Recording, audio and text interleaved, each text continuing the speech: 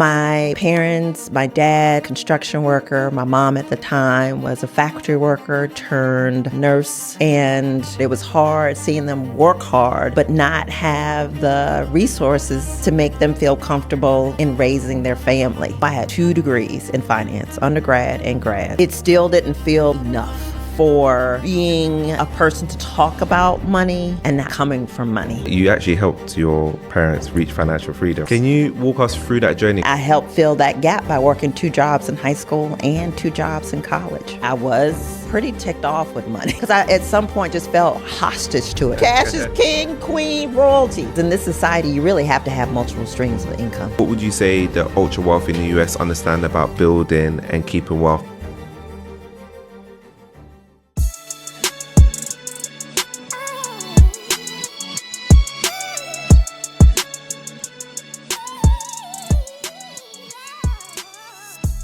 Welcome back to another episode of the podcast. I'm your host, Atto. We have a special guest in the building. As you can see, I'm not in the usual studio. I'm actually shooting out in a beautiful studio in New York.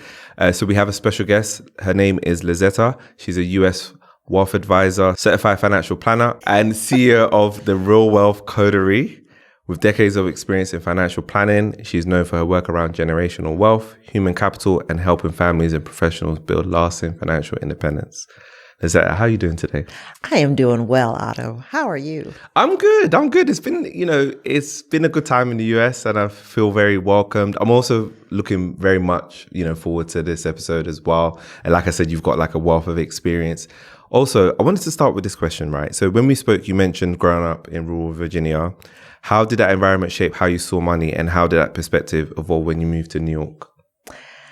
I am the oldest of 3 children, and my parents were high school sweethearts. So they graduated, got married, and had me all in the same year. So the combination of my loving parents and being in a rural town as I was growing up, I didn't see a lot of people in business that were African American or Black. Okay. My parents, my dad, construction worker, my mom at the time was a factory worker turned nurse. And it was just hard. It was hard seeing them work hard, but not have the resources to make them feel comfortable in raising their family. My grandparents, they were able to build their own home, yet and still, it just wasn't the exposure to have the wealth that I thought we deserved. I wish there were more mentors, if you would, in the business profession and definitely in financial services. But since I didn't have that, I said I would figure it out, and I did. I ended up going to the University of Virginia, majoring in finance and international business. Okay. Now, I thought this small town girl was going to work abroad. Yeah, okay. So welcome to the States, you know. I didn't, but still had a passion for different cultures, distribution of wealth, and just good living. Good living. Yeah. And how do you think, like, after, what made you move to New York from, like, Virginia after, like, finishing uni and, like, doing financial planning? What was, like, what prompted it coming to New York? Okay, so I have a lot of different stops with my husband. We married in 96, right after I graduated from the University of Virginia. We were in Baltimore, Maryland at the time. So we've done 2 stints in the DMV area. That's DC, Maryland, and Virginia. 2 stints in Chicago, 2 stints in New York. Oh, wow. Nashville and North Carolina. Wow. So you've been around the US. That's cool. Yeah. Yes, but not the roundaway girl. Okay. Okay. I get it. That's nice. Yeah. And then, the financial part, right? Was it because it's like you're saying, it's because you saw your parents working hard for it. So that's what like prompted you into it. What do you feel like your relationship with money was then, like growing up in Virginia versus like now, you know, obviously being in New York, being a certified financial planner? So let me just be clear. I'm in the New York tri-state area, currently living in Connecticut, but right up the street, down the street, up the street from New York. And I say that because, you know, cost of living and commuters are...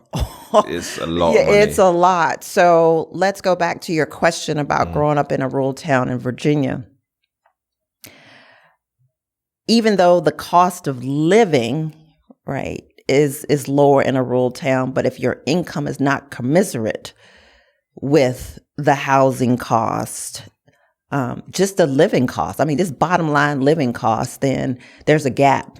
And I helped fill that gap by working 2 jobs in high school and 2 jobs in college, while I was also playing sports. I used to be pretty decent at basketball and cheerleading and leading the beta club, but I felt a part of my responsibility to contribute to the household finances. Okay. So you asked about the relationship with money.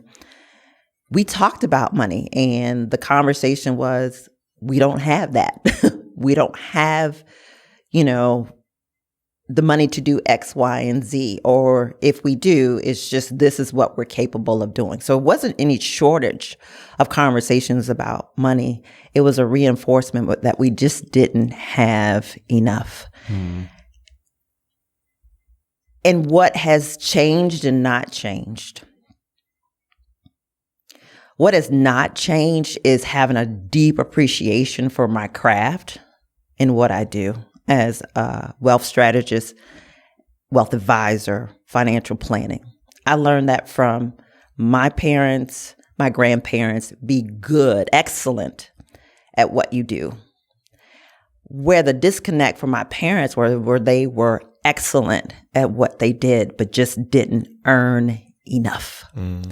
And what they earned, I felt as though they didn't have the tricks of the trade to put financial knowledge, personal financial knowledge at work too. And that includes who you know and who's supporting you as well. Today, I would say my relationship with money, I was pretty ticked off with money. Okay. Because I, at some point, just felt hostage to it. It's like you work, and you get, you know, a little bit, and the little bit doesn't stretch. So I was mad to some degree at money, but not the systems. And as I started learning more about the systems, I redirected that energy to a greater appreciation of money and what it can do for you, and determined to make sure that that was going to be more access to money itself and what to do with it in relationship to your goals and values and what you just deserve when you put in the work. And then you want the money to work for you. So money and I, we're tight. Yeah. It's so interesting, like how you know, went from, like you said, that you was angry at money, right? And I do understand the part of, there are many people in this world that are working hard but don't feel like they get, you know, the rewards for like the hard work and the sacrifices that they make. And it can be like quite sad, like where, you know, you get older and it's like, okay, where's my pension? I don't even have enough to survive. And you've like, you know, really like blood, sweat and tears. So it's interesting hearing that perspective. So you mentioned when we spoke, right, just before we had our conversation, that you actually helped your parents reach financial freedom, right? Which is an amazing story, right? Yes. Can you walk us through that journey? Because I think it will be so important for the audience to learn about that and what you had to change to make it work. So I mentioned to you that, you know, my parents, high school sweethearts, we grew up together. When I made the decision, and it was a business decision to go to the University of Virginia to study, because I had a full scholarship to a D2 school to play basketball. And I'm like, no, I'm not doing that. That's not going to make me enough money to care for me, my family, and my extended family as well, too. So going back to the conversation about what we have and what we don't have, I just think it's huge because so many families don't have the conversation. And because my parents were open with me as I learned more and shared more, they were open to receiving. Okay. great partnership. One of the gifts that my sister and I did when I turned 30, gave them a 30th reaffirmation celebration. Okay. Yep. Because they, didn't have the big wedding, did the big wedding, set the money aside as a goal, and helped them receive, because, so many parents sometimes are very private. It's hard for them to accept when they feel like they haven't been able to do. So I balance them, showing them and letting them experience their worth, even though it was later in life, and had the tough conversations as my brother was coming along as well, because he's 12 years younger, about what it means to help him pay for college and the like, because I figured it out on my own. My sister was able to get some scholarships, and he's 12 years younger. So we really had to have we had the adult conversations every step of the way, what to set aside, how to consolidate their debt. Is long-term care feasible? How much are you contributing to your 401k? What is it invested in? The same things I'm doing for my clients. So they both retired around 65 and 66. That's amazing. It is. They are living their best life, having fun with their grandkids, going on trips when they want to. I had my dad start his lawn care business, Mel's Touch. So he takes clients when he feels like it to, stay engaged. So that's his play money and my mom's play money and just so rewarding to journey with them. So to think about it, if they were 19, 19 when I was conceived, when I went to college, right? Just thinking about the years they've been married, the year I would turn a certain age represent the year that was their anniversary. And so, I guess I was in my late 30s, early 40s. Yeah. Okay. When they retired. If I do the math, amazing. 1940, 20, 60. Okay. So mid 40s. That's insane. Yeah. Wow, that's crazy. So in terms of like them achieving that financial freedom, like the gap, how are they able to like create the gap to be able to contribute enough to, get to that financial freedom for themselves? Well, with having children younger. Yes. Right. Okay. We went to college. So we made it through. But I do want to comment on a lot of people saying about, are you first gen wealth? Are you second gen wealth? Which is very important to me for conversations. And when I talk about wealth, it's not only the financial wealth. It's also, cultural values. When I think about my parents, even though financially, we didn't have a lot. As a family, our value system was extremely strong. Okay. Now, my grandparents, my paternal grandparents, for whom we lived right beside, they actually gifted my parents land. Oh, and on that land, it was an acre. My dad and mom were able to buy a trailer home. That's what I grew up in, a mobile home. Okay. And it was home. Wasn't big, and it was home. So that was absolutely a high degree of wealth because they didn't have to pay for the land, although they had to pay for the mobile home. Okay. And because my dad is a contractor, it took some years. It took quite a few years, but he turned that mobile home into a brick home. I was already graduated, but it speaks to the persistence of craft and creating home and transferring wealth. And so now they have wealth to transfer. Okay. They have my grandparents' land, the land that my dad and mom have purchased surrounding, and how they were able to launch is the gift of the wealth transfer, right? Support of my grandparents who helped with childcare. That's real because both parents worked. Which is important. A lot of people underrate that, by the way. Yeah. Oh, yes. Children are expensive. Expensive. You have to have somebody to help look all after of that them. is expensive. It is really, really expensive. I think there was a report, and I can't remember the outlet, but they kind of factor like 350,000. I think I saw on TV. But if you just think about childcare costing, easily 1,500, 1,000 to 1,500, depends on where you are. I mean, that's really cheap. It's more than a salary. Yes, it can be. Exactly. Yeah. So to go back to your question, they received land. Okay. They said what they could and could not afford. There was debt that had built up to subsidize what they could not, do during their income. When I was able, I started working and offloading some of the expenses, went to college, and just when there were decisions about how to consolidate, banking, anything related to financial planning, insurance, employee benefits, HSA accounts, we did it all. Okay, that's and stayed in communication. Yeah. And it's so great that they were open to receiving that, because I don't know, with the relationship sometimes with parents, they want to be giving out the advice and not necessarily willing to listen to the advice. So you got great parents that are willing to listen to what you have to say and also be guided by you. But there was something that I wanted to ask you, actually. So you talked about principles in your family. It would be great to hear about the principles that you had within your family. Yes. So thank you for that question. It gives me a chance to honor Thomas and Queen Rainey. And Thomas and Queen Rainey had total of 8 children, and we lived what we call on the hill. So in our neighborhood, when you entered the neighborhood, you would go down and then you'd go up, and the home that my grandfather built was actually on the top of the hill, so you could see, the hill.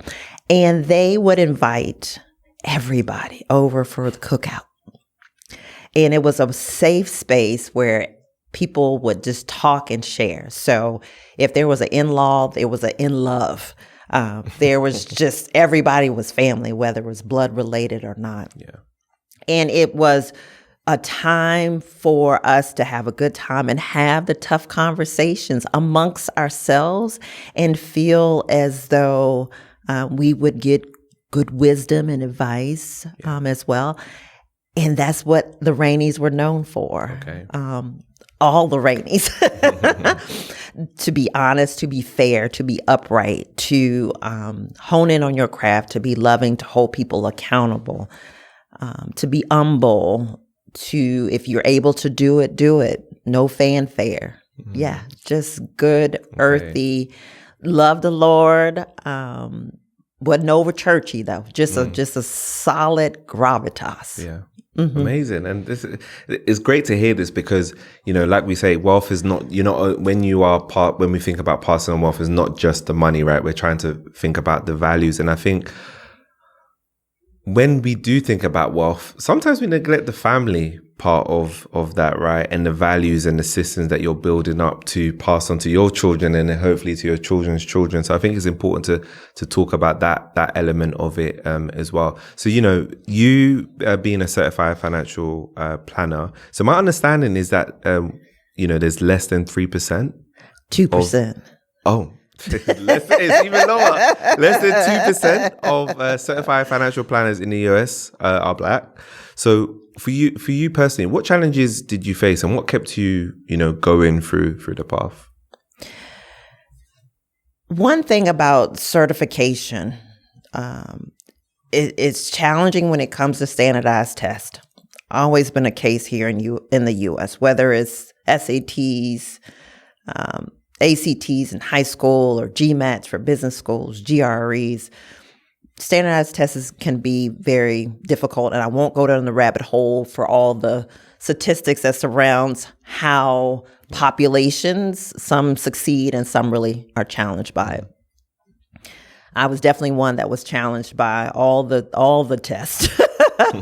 And then figured out how important it is, particularly for a Black woman, to have credentials to even get in a room. Yeah. Right? You got to just work 5 times as hard and still get no respect. Yeah. So I knew that I had to have the certification. Within our profession, financial planning, even though I had 2 degrees in finance, undergrad and grad, it still didn't feel like enough for being a person to talk about money and not coming from money. Yeah. A lot of people are familiar with CPAs. They think accounting, esquires for attorneys. Been so much confusion in the financial services industry because people have been stockbrokers, or they'll say I'm a financial advisor, but what type of financial advisor? Are you selling insurance? Are you selling product? It's such an alphabet soup. Yeah. So I decided that I would go the route of the certified financial planner. And I honed in and studied for 2 months and passed it on the first sitting in 2007. Well done. Thank you. And to think oh my gosh, almost 20 years ago, next year. I got my extra certification and right to use it in February of 2008. That even today, with almost 110,000 CFPs, which is not that many in the country, 2%. Yeah, so a little over 2,000, right, of us in our entire country. Yeah. I know. It's size of the U.S., by the way. Yeah. Exactly. Yeah.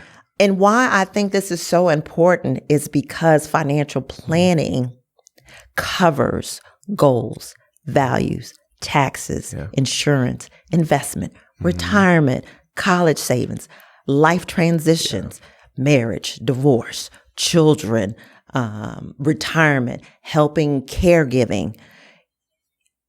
Very holistic and comprehensive in its approach.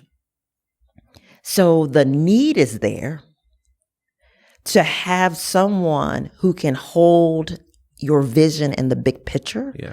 And even if you don't provide all of the services that I've mentioned, you are the coordinator, right? Along with the client.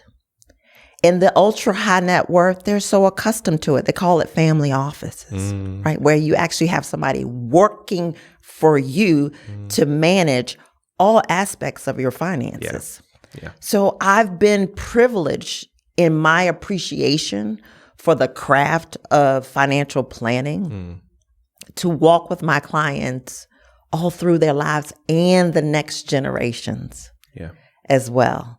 So I'm a bona fide financial planner, wealth manager that appreciates the generational conversations, the strategies that are not always easily to find, and making sure every dollar has a job and a place that's being put to work on your behalf and for your legacy. Yeah. And when you're speaking about it like that, like the fact that it's family office, it makes me appreciate how important, talking about money is and financial education. Actually, the people that don't have it is like, it's not great for them, right? And, there's many people that, will deal with money. Oh, I'm not great with money.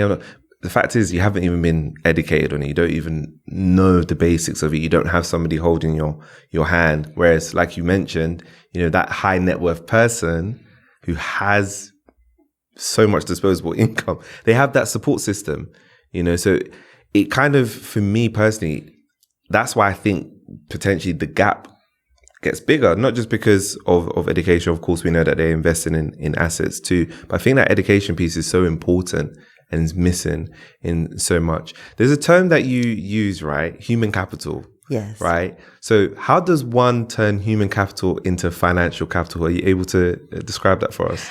I'll use myself as an example, right? So when I went to college, all I had was my human capital, and meaning my intellect, my skills, and my values. Yeah.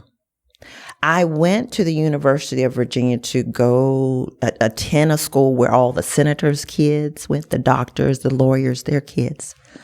That exposed me to social capital, right? Your network. Yeah. They said your net worth is equal to your network, vice versa, right? So that was an intentional investment to build my social capital.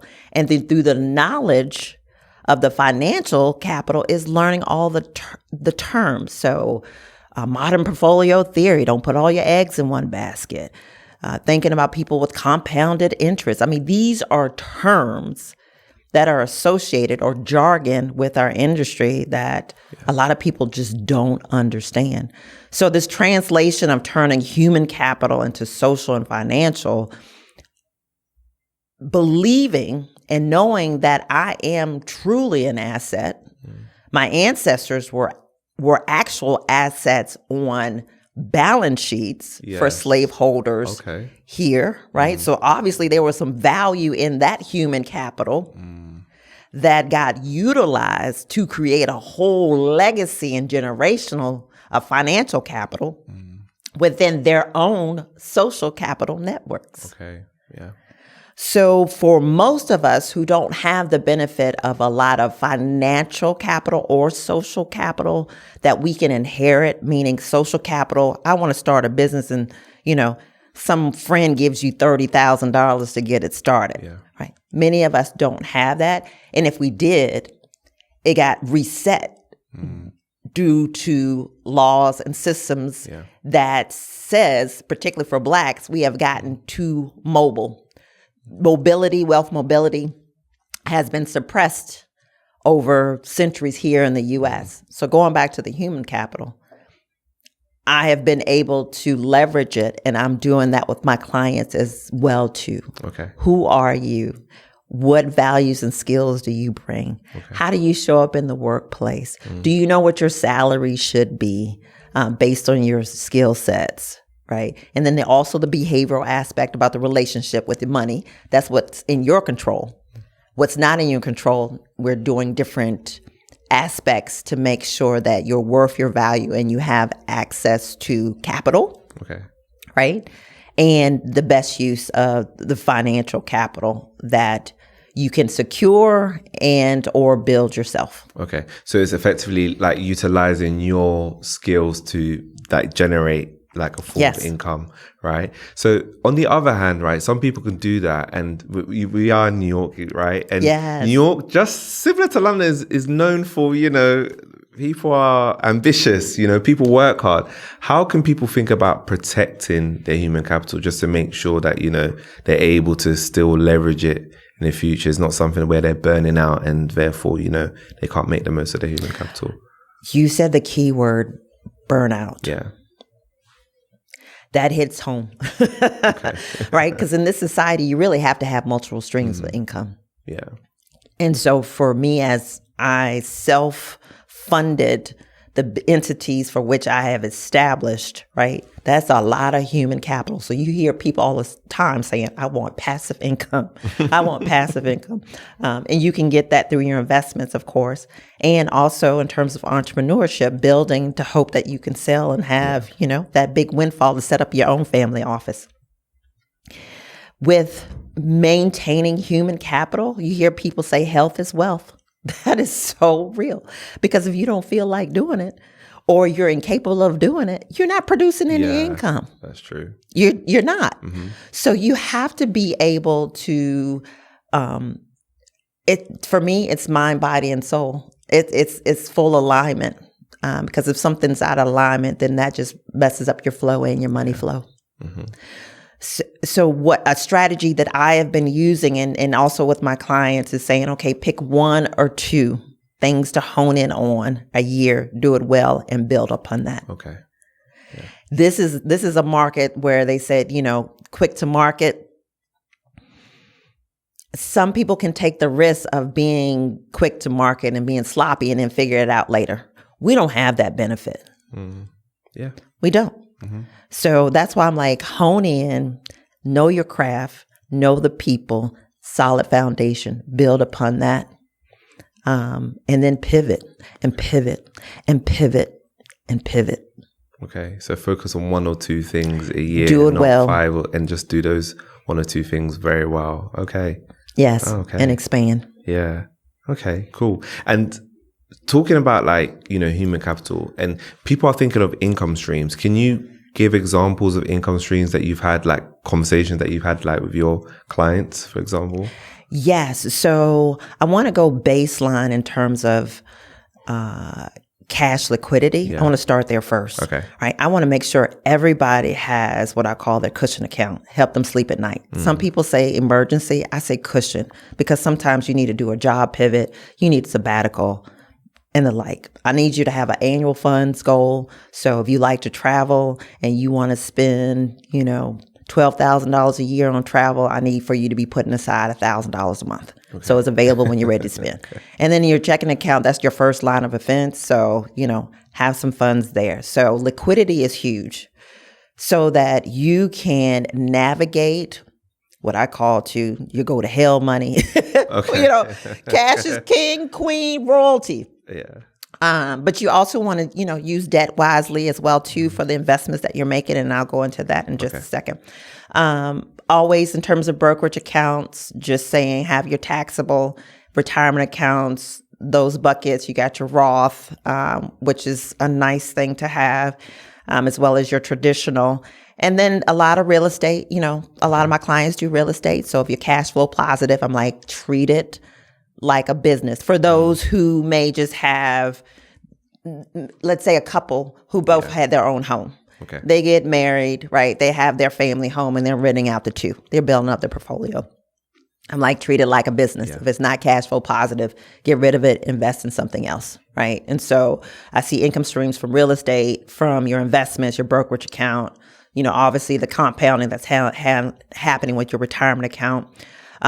Some people are kind of the private investors, not the accredited. You got some that are accredited, but some are doing partnerships, saying you want a food truck here in New York, right? Okay, yeah. I'm not a cook, but if someone can be the cook, then maybe I'm leasing the vehicle for them or whatever the case may be. Okay. So I take the principles of private equity, angel investing that are for the ultra high net worth and take those concepts and apply to everyday people. Okay. So it could be the real estate, it could be the entrepreneurship route, it could be the market investments. And those are the traditional ones. But, of course, for passive, you'll know about this too, social media. Yes, of course. Yes. I need to build that profile up too. Yeah. A lot of people are doing that. Vending machines, selling on Etsy. Yeah. Be creative, monetize what you have and keep it fun. Yeah. And that's what you do want to do. It's like you said, it's back to like doing something that's in your wheelhouse. But out of all these several things that you can do, just focus on one and two. Don't try and do vending machine, property, stocks, crypto and everything. You're just doing one or two that you're really good at. And I think that sometimes that's where people go wrong. They will try one thing, don't do it long enough and then move on to the other thing, right? Like even this podcast, right? I always say, I've done this podcast. It's coming up to 5 years. Oh, congratulations. Thank you. I put in a lot of effort into this, but the focus was there. That's what I focused on. Got better at it. And I'm still continuing getting, better at it. But even then, I'm not quick to add 5, 6, 7, 8 things. Like, okay, can I add one more other thing to it? And that's where it ends for me, really. I'm not trying to do too much. So yeah, I do appreciate that advice. And I think it's quite important, for people.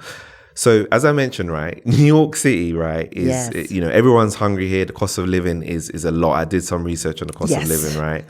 And I'll say there's also this pressure to flex. To be fair, it's quite similar to London. London, there is a pressure to flex.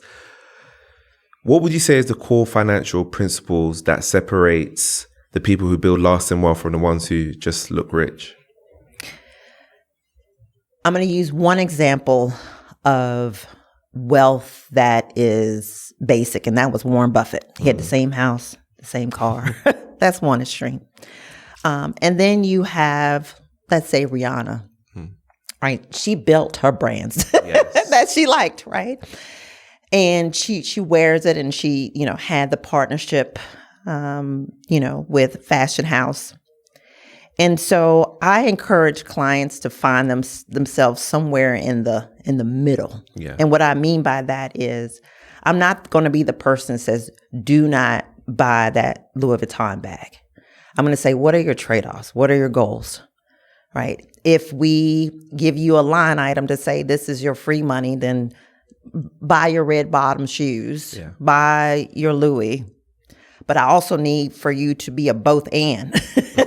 It's not sacrificing to look good when you're stressed out because you're not living well. Yeah. So many advisors do want to make it in a box to say you shouldn't buy that Starbucks. That suppresses people to feel like they worked hard and, nothing to show for it. Yeah. So I like to see what people like, what their vices are. So some people wear it. I spend mine on experiences. I love to travel. Yeah, same here. Yeah, I'm a traveler. Yeah, I will travel, right? And so instead of having red bottom shoes on today, just got back from Rome a couple of weeks ago. Lovely. Right. So for me, yeah. I might not look like a fashion queen, but I am just feeling fresh and revitalized, right? Because of the cultural experiences are so important to me. When you are competing with the Joneses, you're going to lose. You just going to lose, and you're going to try to figure out, can I resell this on Poshmark? Right, just to resell it, right? Yeah, right. You wear it for a while to resell it. So I am all for people enjoying their money. Yeah, that's the bottom line. You worked hard, you received it, enjoy your money, do it wisely, that is aligned with your goals, and that is sustainable. Yeah. Yeah.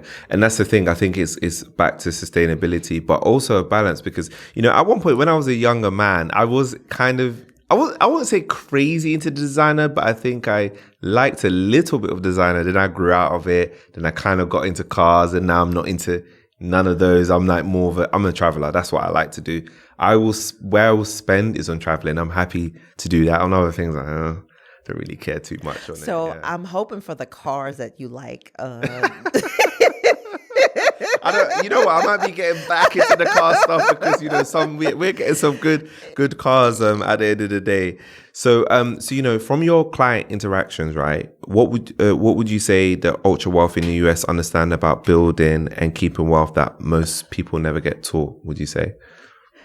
That balance between the basic budgets, spend, save, and I put save and investing and giving together, right? Yeah. And people forget giving because that is, in terms of charitable deductions and strategies and family foundations and nonprofits, it is part of the piece that helps for taxes and the like. So I think the combination of really having centered core family values. Okay. Some of those are codified, like family constitutions. So I, work with clients with a one page to say, what's your vision? What's been your relationship? I do. Wow. Okay. The second meeting, even the first one, is anybody financially dependent on you? That's one of the questions, just to see what the relationship is among the family and wealth. And then the second meeting that we have is, what's been your relationship with money? What's your first memory of money?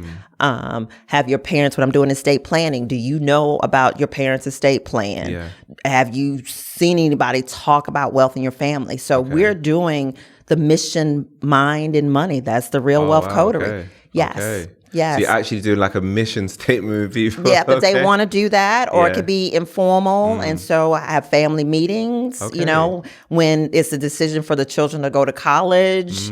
If they have, I'm very much in the lives. That's so interesting. Yes, of my clients, to encourage them and model so that they feel empowered, and then they become these wonderful advocates for financial planning because they feel empowered with the language, with the process, the craft of it, in general terms. Helping their children launch and say, do you have your what I call the money rhythm, which is a lifestyle plan? How are you going to afford this apartment? How much do you need to earn? So the interesting part is I don't have children yet, but that's definitely the plan in the future for me, for my wife and I.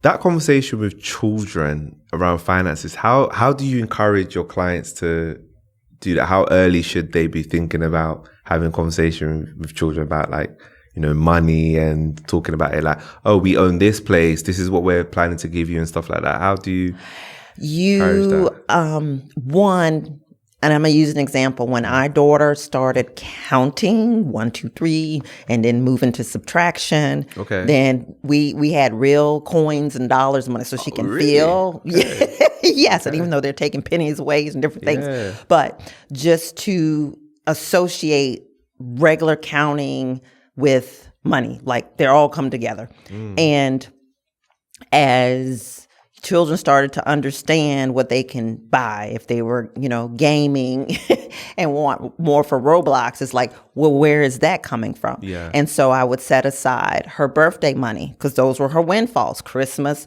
holiday money. It was like, okay, this is your income.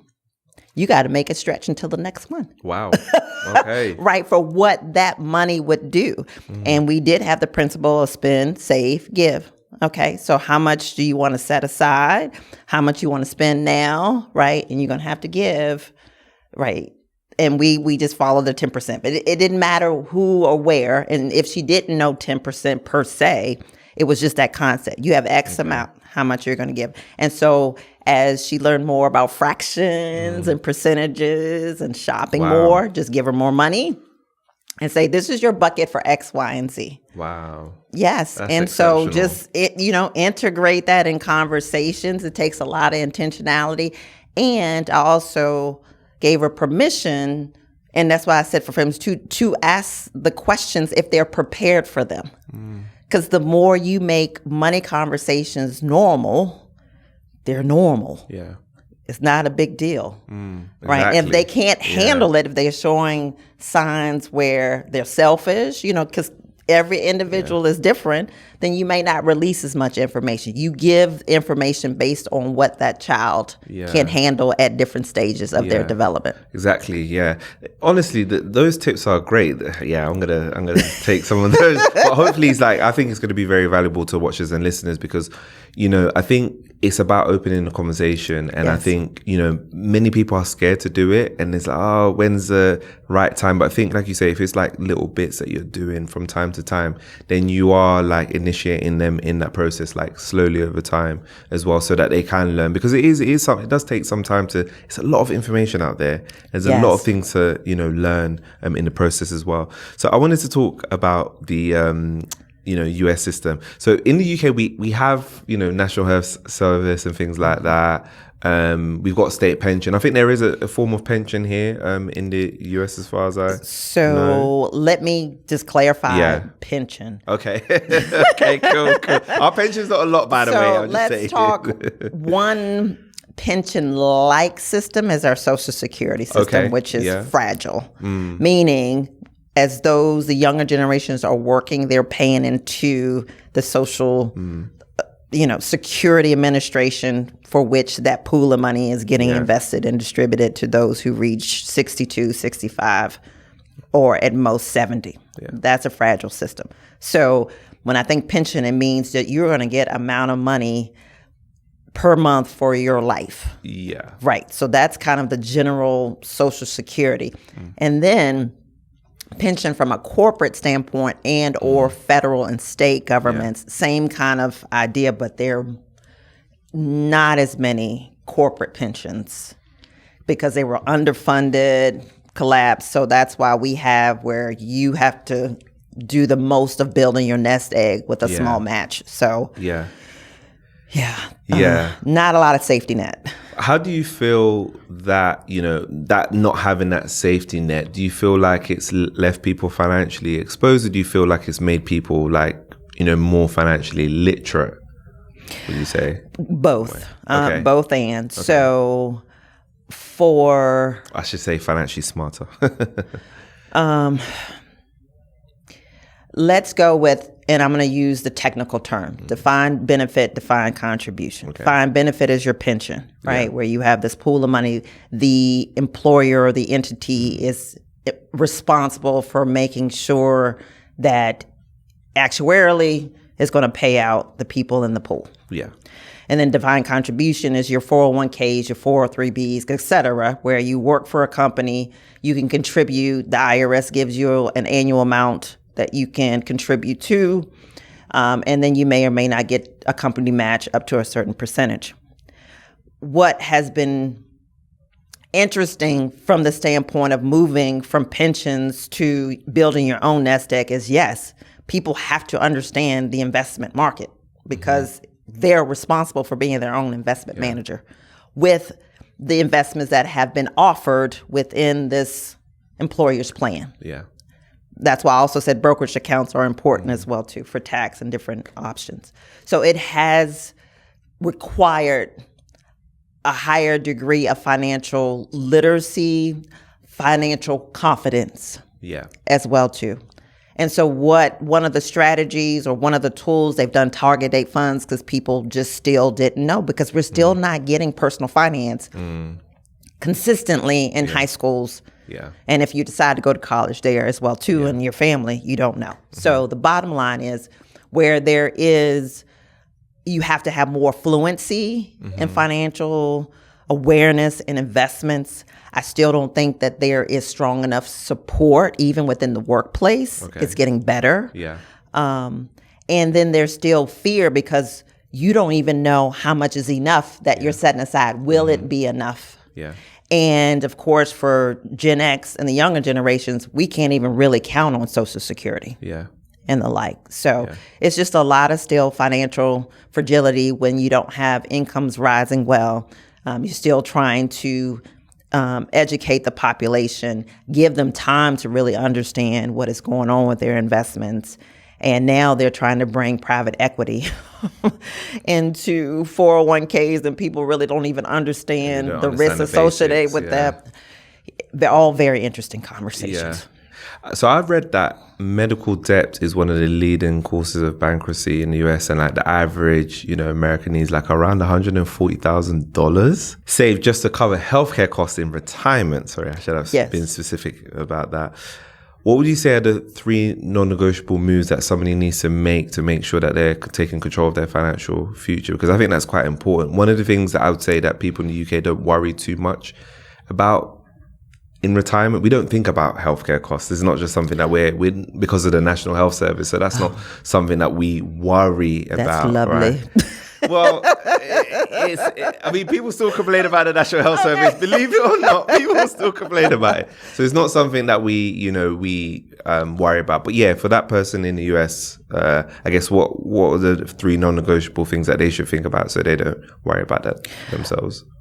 Speaking of taking responsibility over, good or bad, your own investment strategy, the health savings account that was created is definitely a wonderful tax supplement, or I would say investment portfolio addition, I would add it that way, where when you make contributions to the HSA, they're tax deductible, tax-free, the growth in earnings, non-taxable, the distributions are not taxable. So to have a dedicated account for health care and retirement is wonderful. Okay. I also, in consideration of cash flow, because that's what we're talking about, where are you going to get the cash to cover these costs? For your mainstream middle income families, I say have the house paid off. I mean, you're still going to have a lot of maintenance costs over 30 years, but not having a mortgage payment helps. For ultra high net worth or high net worth, they're not worried about it because they got income streams to match and leverage interest rates, mortgage rates, all of that as well. So for most people, they just got to make sure that they have the cash flow available to cover the costs, because it's going to be distributions. Okay. And you want those distributions, if possible, to be tax-free, because Social Security still gets taxed at a certain, level, even in retirement. Yeah. So I'm back to cash is royalty. Okay, cash is royalty. Okay, cool. Mm-hmm. And the other thing I was reading, right, is that in America, Black households' wealth grew 60% in just 3 years, yet the wealth gap is still widening. Right. So what are the 3 most urgent moves Black Americans need to make to protect and grow money they have? First, I want to say I want more and different research done. And I want the research done on the wealth that is within the Black community. Yeah, okay. Because if you are able to get wealth formation through research of how it has been happening, I think it would spread more. Okay. Right. That's one positive, the one theory that I'm very dedicated in my career to see.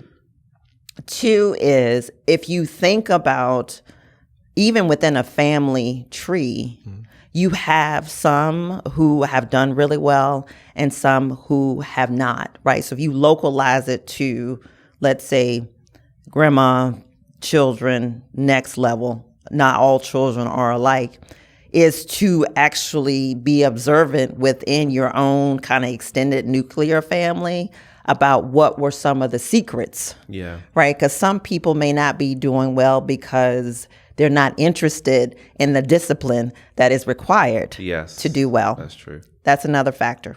Systematically,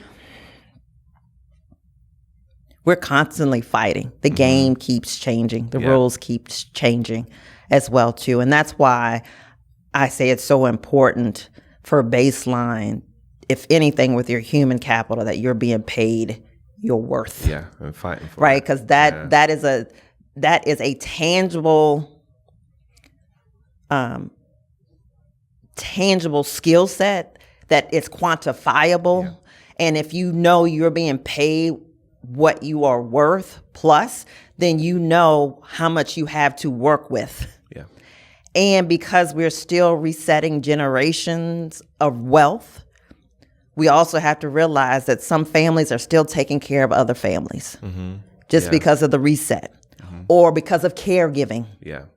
Right? When you have to come out of the workplace to take care of family member, because there's no generational reserve. Yeah. There's no generational safety net. So just got to keep fighting the good fight, be aware, model who's done well, even at the basic level, ask questions, challenge yourself about what are your money scripts.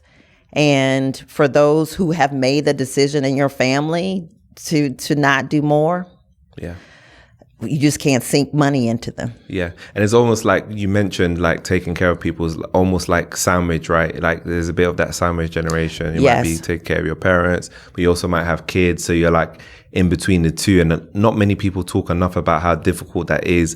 Of course, like we mentioned, raising kids costs money, but then parents in their old age is going to cost money as well to help them out in those situations. So the final question I have for you, for someone who wants to become a millionaire over the long term, what would a simple, ideal investment portfolio look like? And what are the 3 minimum investments they need to get started, would you say? I would start with model what is available for you in your retirement account, because that's what you're going to be comfortable with. Okay.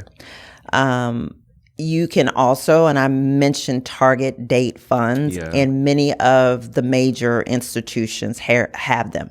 Research one of them. Research a 2050 and see what are the holdings within that target date fund, as an example. What percentage are in equities? What percentage are in bonds? What percentage are in real estate? What percentage are in cash, right? So if you're doing a let's say 50, that's 25 years from now, and let's say you're maybe, 40, right?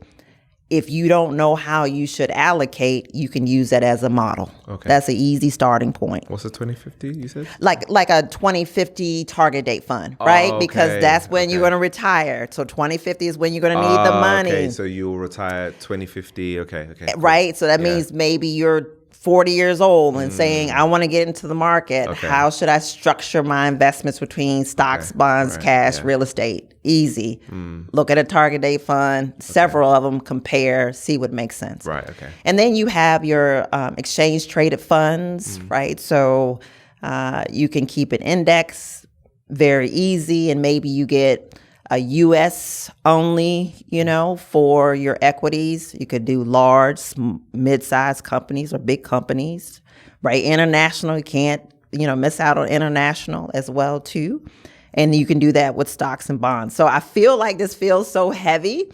I would say, for a lot of people, they're familiar with the S&P 500 as a starting point. If there is a sector that you really, really know and work in, maybe you want to do an ETF in technology because you are working in a technology industry, you're going to keep up with the trends. You may even hold one stock because you shop a lot at Costco and you like the values and maybe you want to hold a little bit of that. Yeah. But the key with the ETFs and what a lot of the retirement plans are using is to make sure it is extremely diversified. Mm-hmm. And then you have to do some of that work to say, how comfortable am I with more stocks or equities based on the time that I have, before I want to retire. Okay. So if this feels overwhelming for anyone, the best way is to take advantage if your employer has, offering a retirement plan to meet with the providers who now can offer financial assistance and understanding with investments. Yeah. And of course, you have a certified financial planner. Yeah. And a lot of people are like, I can't afford it. But I'm like, you can afford those trips, but I can help you pay for those trips and make sure that you're comfortable now in retirement. Appreciate all the tips that you shared with us, Lazetta, especially what you just said about, leveraging, the information from, your pension provider from your employer. I think that's important. A lot of people don't utilize, the employer perks. I do.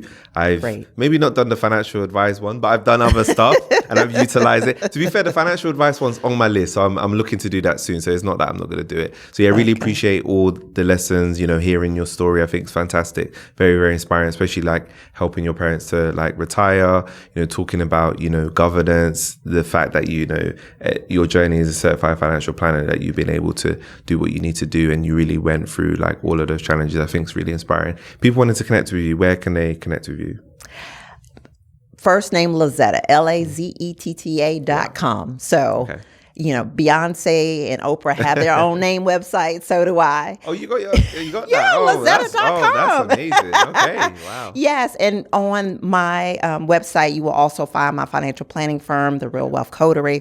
So I direct people to Lazetta.com because I got some other things, businesses that are brewing that can reach, more people through financial planning as well. Amazing. Like I said, I really appreciate you featuring on the podcast and welcome me here in New York as well. I really appreciate that. Do you have any final words for watchers and listeners? The final words is just take one or two things from today's podcast and focus on that. You'll be amazed at the domino effect that happens when you decide to really focus on your mind, your mission, and your money. Amazing. Thank you so much, Lazetta. Really appreciate you featuring on the podcast. Otto. Thank you for tuning into this week's episode. See you next week's episode.